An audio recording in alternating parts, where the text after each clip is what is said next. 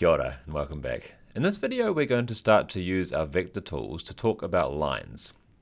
Now before we do that we're going to set the scene. Maybe you've played with one of those old vintage radio receivers before. You know, the ones with the big dial, the kind of heavy weighted dial that you spin under your fingers and it feels really good, and you watch the needle go across the scale. You open it up and there's a whole lot of cool string and pulleys and stuff inside. It's great fun. Anyway, we're going to imagine we have one of those, but instead of choosing a frequency, our dial is just going to spit out a number. So if you turn the dial clockwise, it'll make the number go up. If you turn it anti-clockwise, it'll make the number go down. So the question is, what can we do with our real number producer O-matic that we just made? Well, one thing we could do is we could write some simple equations to give us x and y coordinates.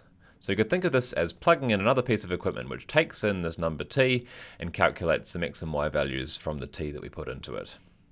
So what we'll do is we'll decide some of these, and let's make a table of these values. So I'll start from t equals -1 up to 2, but of course we get everything in between those as well. Following our equations, that will give us x and y values 1, 2, 3, 4 for x, and 3, 1, -1, 3 for y. Let's plot these on some axes to see what kind of thing we're producing here. So at t equals -1, I have 1, 3. At t equals 0, I have 2, 1. At t equals 1, I have 3, -1. And at t equals 2, I have 4, -3. So let's grab a ruler and join them up. And yep, we've made ourselves a line. So let's see if we can use some of our knowledge about vectors to help us understand this line we've built here. What we'll do first is just to put our expressions for x and y inside a single vector.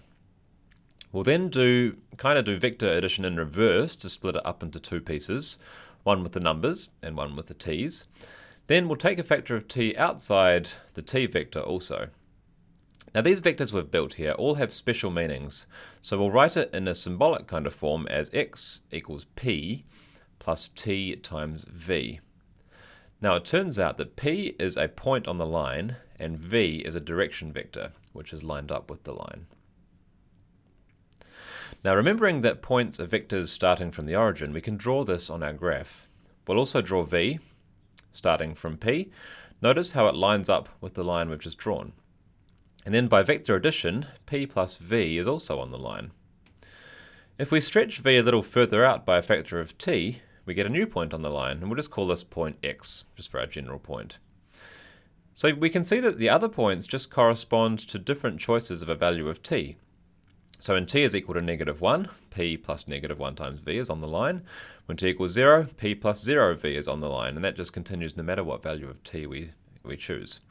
So if we collect all the points up as we spin our dial, that traces out a line. So we call this equation a vector parametric equation of a line. All we need is a point and a direction vector, and then we can just write it down. Okay, so your previous exposure to lines is probably with equations like y equals mx plus c, and you might be wondering, how does that fit in? Well, let's take our same line and clear away some of the mess, and we'll approach this with a slightly different tack. So let's start again by taking a point on the line. We'll take 2, 1 again. Actually, no, we won't. A different choice will illustrate what I want to show a bit better. So let's actually go for 1, 3 instead. Any choice works actually. So let's now draw on, as well as this point, a vector orthogonal to the line, which is called a normal vector. For now, I'm just going to read it off. I can kind of see that normal vector n equals 2, 1 probably works. We'll check this later on, but I'll promise you that it's right for now. And let's indicate a general point on the line now. We'll call it x. Remember, points are vectors starting at the origin. And then we'll use vector subtraction to create a vector that joins up p and x. Let's make it nice and thick so we can see it properly. This vector will be x minus p, and it's a direction vector for the line. Okay, now the magic here is that these two vectors we've put on our picture are orthogonal to each other. They're at right angles. And that means, if you remember from previous videos, that their dot product is 0. And what this does is it actually gives us an equation. So we can then expand this dot product, and we'll rearrange it to get a slightly different form of the same thing. And this is called the point normal form of the equation of a line. So for our example, let's substitute in n and p. We'll leave our x as just xy, and we'll use the second form of the equation. When we do the dot products, we end up with an equation 2x plus y equals 5. This is an algebraic equation of a line. And we can rearrange it if we like to y equals minus 2x plus 5. So in general, the algebraic equation of a line in 2D looks like ax plus by equals c. And you can always get a normal vector here by pulling out the coefficients of x and y. So the normal will be ab. So let's practice converting between our forms. What if we started with some parametric equations? We kind of cheated guessing our normal just by drawing it. So let's see if we can get our algebraic equations by actually doing some algebra. The basic idea is to eliminate the parameter t. So let's write the two equations together. I'm going to multiply the first one by 2 so that I get a minus 2t in it, and I'll leave the second one alone. Now if we add these up, the t terms will vanish, they'll cancel out, and we'll be left with our algebraic equation 2x plus y equals 5. Comes back out again. Now we can read off the normal just as 2, 1 by just taking the coefficients of x and y, which is what we had before. And we can find a point by, for example, setting one of the variables, say x, to 0, which would give us y equals 5. So a possible point, one of many, would be p equals 0 and 5. So a few quick notes. We can use any point, so there are lots and lots of different right answers. There's no unique way of writing down parametric equations and point normal equations. You can use any non-zero scalar multiple of v in a parametric equation and n in a point normal equation. They're still going to be direction vectors and normals respectively, so we'll still get the same lines. For example, we saw that our point we just did was different from our earlier one, but we still have the same equation of the line.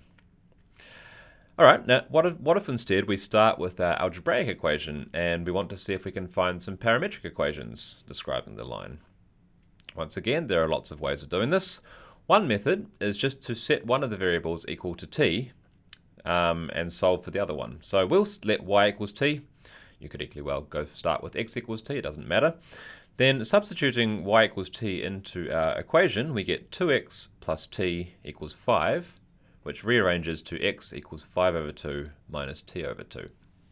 We now have two equations, which we can stack in together in a vector. So xy is going to be 5 over 2 minus t over 2, that's from the x equation. And the y one, remember y equals t is actually an equation, so we'll just put t in for y. Once again, we'll split it up into components, so we'll have 5 over 2, 0 for the number portion, and t times negative a half 1 for the t portion, which again is in our vector parametric form of the equation of a line. Notice we once again got a completely different point from before and a scaled version of our direction vector, but it's still the same line, key point. I'm going to keep sort of re-emphasizing this. So if we go back to our previous graph, you can see that 5 over 2, 0 is definitely on the curve.